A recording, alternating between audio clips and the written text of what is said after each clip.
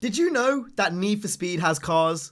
Nor did I. Well, if you did know that Need for Speed has cars, essentially its car list dropped today. It's full car list, everything you need to know. It's a bit weird with Need for Speed car lists. Sometimes they announce them, sometimes they don't announce them. But this time around with Need for Speed Payback, they have given us the full car list and, all the prices with the cars, all of the, what cars are the starter cars, which cars are the derelict cars, and we know pretty much everything about every car in the game that isn't customization based. So in this video, we're going to go ahead and talk about the starter cars. We're also going to go ahead and talk about some of the most expensive cars in the game and those kinds of things. We've got a lot to talk about in today's video because the car list video is kind of huge. I'm not going to sit here and talk about each individual car and go through performance specs and stuff because that's boring. What we are going to go ahead and do is talk about the starter cars first, and then talk about the most expensive cars, and then talk about the derelict cars. But before we get into all of that, this is the Need for Speed car list. So I'm going to let this just stay here for a second. If you want to go ahead and look at the whole list, you can pause the video now, go full screen, do whatever you need to do. We're going to keep that there for like 3, 2, 1. It should be gone now. It should be gone. So let's go ahead and actually get into the interesting stuff with this video. Obviously, we could go through car by car, but in my opinion, that's just boring. What we're going to go ahead and do is firstly talk about the starter cars. So I'm going to list off the starter cars. Once I've listed them off, we're going to go ahead and talk about each individual one, what I'm looking forward to and stuff. Just the basic discussion stuff, really. So the starter cars are the Land Rover Defender, the Golf GTI Club Sport, the Buick GNX, a Honda S2K, and an Audi S5. Now, I've got a few things to say about these starter cars, but before I go ahead and talk about that, I just want to say how it's really cool how each individual one kind of represents a class almost. Obviously the S5 we've seen in a lot of runner class kind of photos since its promo and stuff. The Land Rover Defender, obviously the off-road car. The Golf GTI is more of a race car. The S2K, even though you don't drift it in real life, with Need for Speed terms, it's a drift car. The Buick is a bit more of a runner car, kind of dash like an all-rounder type thing. So each car kind of has its own separate thing, which it's kind of doing. I mean, you could say that a Buick is arguably a drag car, but obviously a lot of these cars you can fit into different things. But each car kind of has its own kind of characteristics that are more suited towards certain things. What am I going to be picking? I really don't know. I feel like maybe the Golf GTI, maybe the S2K. I'm really not sure at the moment. One thing I will say though is I think the starter cars are a bit too high end. A Golf GTI Club Sport alongside a Buick is one thing which I don't really understand. It would have been nice if there was a bit more low-end cars in the game, is what I'm trying to say. A S2K is awfully high. It is quite high.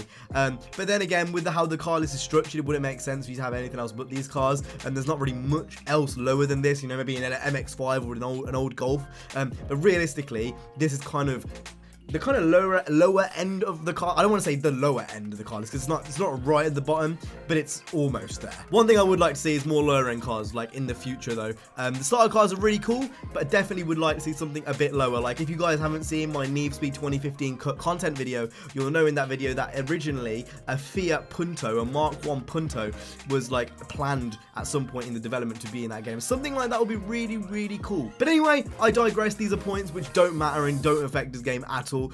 The car list is good, starter cars are good. I have no clue what I'm going to pick. Do you guys know? If you do, let me know down in the comment section down below. I'm torn between the Golf GTI or the S2K. Now, we're going to go ahead and talk about the most expensive cars in the game, because these tend to be hypercars, and these are, for the most part, brand new to Need for Speed. So let's go ahead and list a few of those off. So the most expensive car in the game, coming in at 1.1 million, is the Koenigsegg Agera. A bit of a poster car for this game. Obviously, it was in the E3 demo, which we've all seen a million times. It's been in a lot of the promo materials, which they've shown on their Twitter and on their YouTube and everywhere. And it kind of makes sense. This is the most expensive car. You can get the car in race and drag variants, which is cool to see. Hoping there's some customization for it. We haven't seen any for the Agera yet, but I'm hoping that there is, maybe DuckTales spoilers and big wide arches and stuff. Obviously, it doesn't need it, but this is Need for Speed, so who gives a f? Coming in close second at a dead 1 million is the Becks Customs. Obviously, this was in Need for Speed 2015 as the late edition,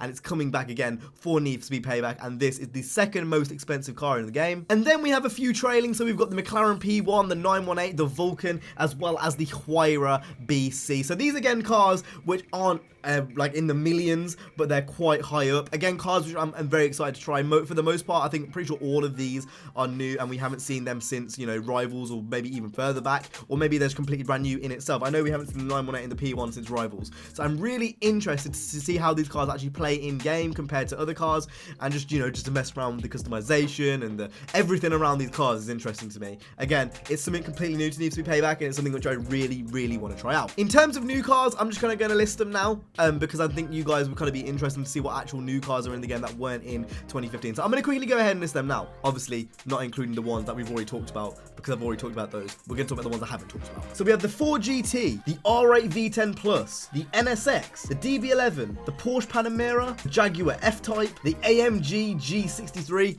or as most normal people call it, the G-Wagon, the X6M, the M4 GTS. The original M4 was in the last game, but not the GTS variant, so I thought I'd just kind of mention that. The Dodge Charger, the A45 AMG, the 350Z, the FK2 Type R, a Plymouth Barracuda, a Ford Raptor, a Mercury Cougar, a Volvo Amazon P130. I don't actually even know what that is, to be honest. And then we've got the derelict cars, but we're gonna go ahead and talk about that in a minute. So there is a bunch of new cars in this game, some of them which I've personally never heard of generally. You know, a lot of the American stuff, a lot of the old American stuff, not really exposed to that over here where I live. So it's one of those things where some of the cars mentioned I've never actually even heard before. Let's go ahead and talk about the derelicts, because this is something which is also very interesting. So obviously we've got the VW Beetle. We saw this at E3, it was shown off at E3, and some of the customization for this Beetle is absolutely insane. We've got the old shape Ford Mustang, again something which we've seen in some of the promotional materials. Again, really cool one, another derelict which I'm probably going to try find. The 240Z, again another car which I'm interested in finding.